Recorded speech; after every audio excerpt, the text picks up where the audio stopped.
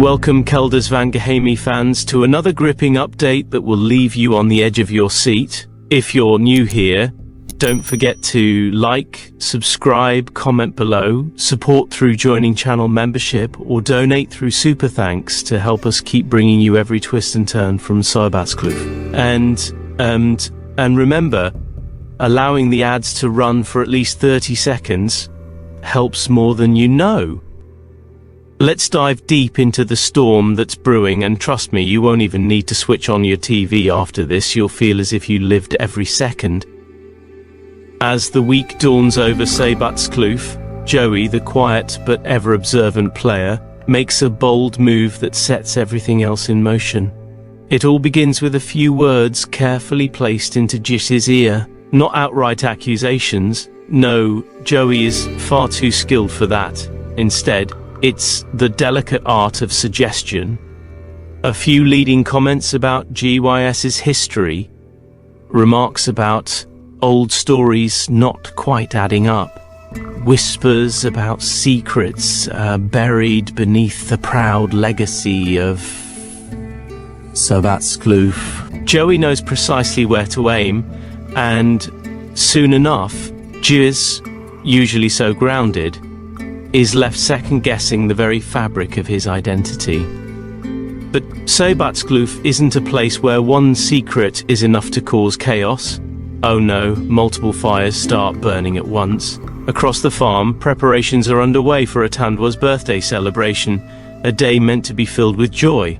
Yet tension lurks just beneath the surface. Still, Piet and Unati, two men with a long-standing friction, let their mutual resentment bubble over in a very public way. Words are exchanged, sharp, ugly, unforgettable, and before anyone can stop it, the festive mood is utterly shattered. Atandwa, caught in the crossfire, watches helplessly as his day turns into a painful memory. Meanwhile, Junior finds himself locked in an emotional battle he cannot win. He tries to be there for Allison, who is struggling with her conscience and guilt over past actions that now threaten to consume her. Allison, once full of light, is shadowed by a heaviness that no comfort seems to lift. Her moods swing unpredictably, and Junior, for all his efforts, cannot find a way to anchor her. The woman he loves is slipping away, and he is powerless to stop it. While all of this unfolds, Joey tightens his grip. Now that the seed of doubt has taken root in GYS's mind, Joey decides it's time to unleash the full story. In a chilling revelation, Joey recounts the true history of Sabbatskloof, the betrayals, the lies, and the pivotal event that occurred shortly after Annette's birth. This is not just family gossip, this is the kind of truth that detonates entire bloodlines. GYS listens, stunned, as the carefully manicured image of his family is stripped away piece by piece. At the same time, Octavia's sixth sense kicks into high gear. She feels it like a tremor beneath her feet. Jis knows too much. Her life's work, her carefully protected past hangs by a thread. Fear gnaws at her, but she refuses to show it. Octavia's pride has carried her through many storms, and she will not be brought down by an old man and his whispered stories. At least, that's what she tells herself. But Joey isn't finished, not even close. He reveals a darker layer still, the heinous crimes Octavia committed 30 years ago. Not petty mistakes, not youthful indiscretions, but calculated, devastating actions that set the entire chain of events into motion.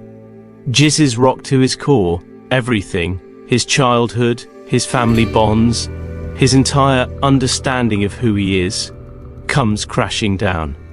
Joey doesn't just tell him the truth, he leaves Jis standing amidst the rubble of his entire life. With the devastation complete, Joey delivers an ultimatum to Octavia: come clean or watch it all burn down around you. Octavia, in true form, refuses to yield. Defiant to the bitter end, she turns her back on Joey's demands, believing she can still outmaneuver him as she has done so many others before. She may soon realize that this time, the stakes are far too high. And just when you think it can't get any worse, a quiet but powerful worry sets in for Annette and Edmund. Their focus shifts from the greater family war to something far more personal. Charlie. Something about the boy isn't right. It's a subtle feeling at first, a certain look, a silence too deep. But it gnaws at them, and the more they try to dismiss it, the louder the alarm bells ring in their hearts. Charlie, who symbolizes hope for the future of Sabbatskloof, may be in danger of being caught in the crossfire of old sins and new battles. Everywhere you turn on Sabbatskloof, the walls are closing in. Secrets that were supposed to stay buried forever claw their way to the surface. Loyalties are tested, broken and betrayed. And through it all, the question that no one dares to voice grows louder. When all the lies are stripped away, who will still be standing? One thing is clear, there is no turning back now.